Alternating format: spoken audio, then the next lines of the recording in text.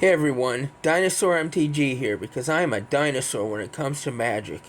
And this is Premodern Top 10 where I pick a set and color and give you my picks for 10 cards that I think are worth talking about. I'm not looking at cards that have a high secondary market value or have performed well at premier events.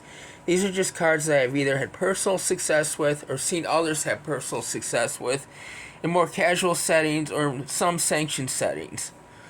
Cards you might not know of that can be fun in either setting. Number 1, Blue Elemental Blast.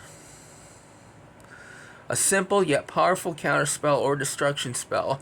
Most of the time this is a sideboard card. Outside of Goblin decks, you might not see Blue Elemental Blast brought in as a counter.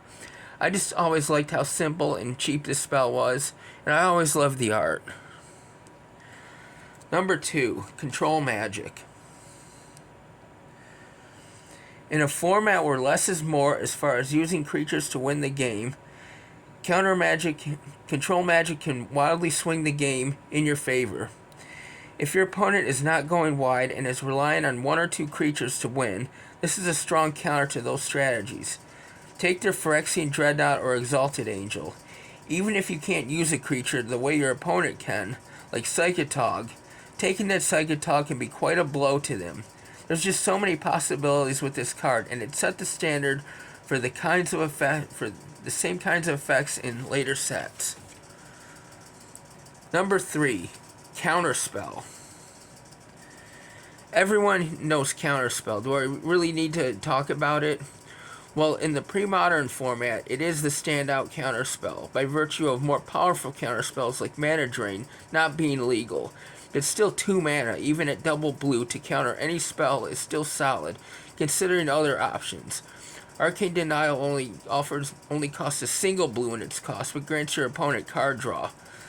Later counterspells would go up to 3 mana, so the original counterspell still stands out. Number 4, Energy Flux. This one might not be familiar to you. Basically, it's Tabernacle, but for artifacts. In a deck that might rely on Mox Diamonds for mana or stack strategies with a lot of artifacts, this can really put a wrench in things. If they play out an early game Phyrexian Dreadnought and you can get this out early enough, they're paying to keep that Dreadnought around instead of being able to protect it. Not too much use for this card, but it's worth taking a look at against artifact strategies. Number 5, Life Tap. Another sideboard card you might not be familiar with. This can really help you keep your head above water against elf decks and the like. Maybe not as powerful as you would first think, especially if they're relying on Gaia's Cradle for mana or mana rocks. But if you get this out early enough, easy to do at 2 mana, you can get a decent amount of life gain. Number 6, Lord of Atlantis.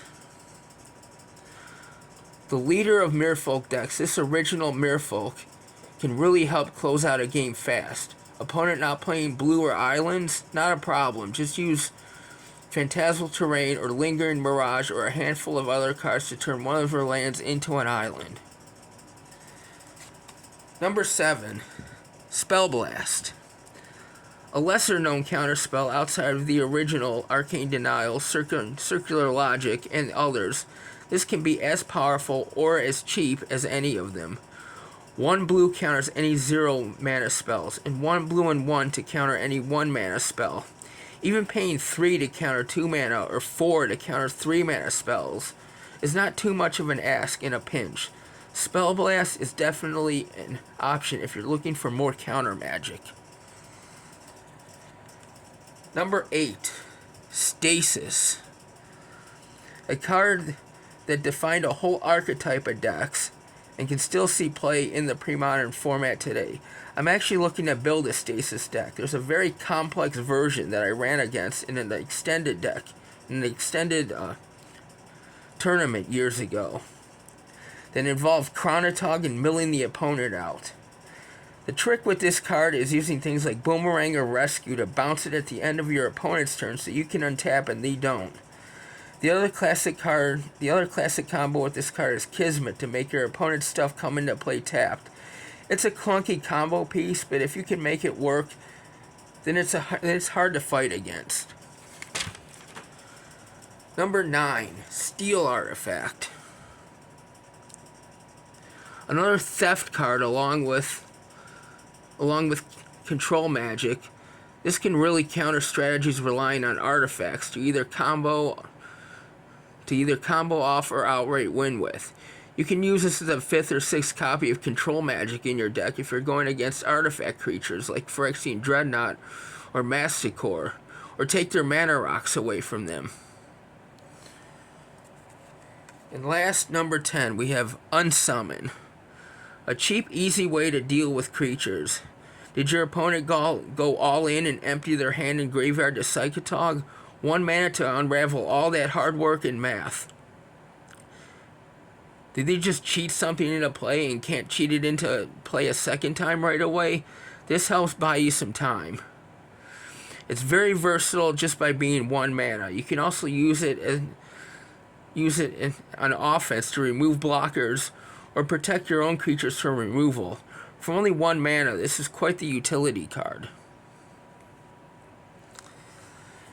And that was 10 blue cards in 4th edition for the Premodern format that can be very useful. If you want to keep up with these lists, like, subscribe, hit the bell, do all the things that help support the channel. Until then, keep playing Magic the way Richard Garfield intended.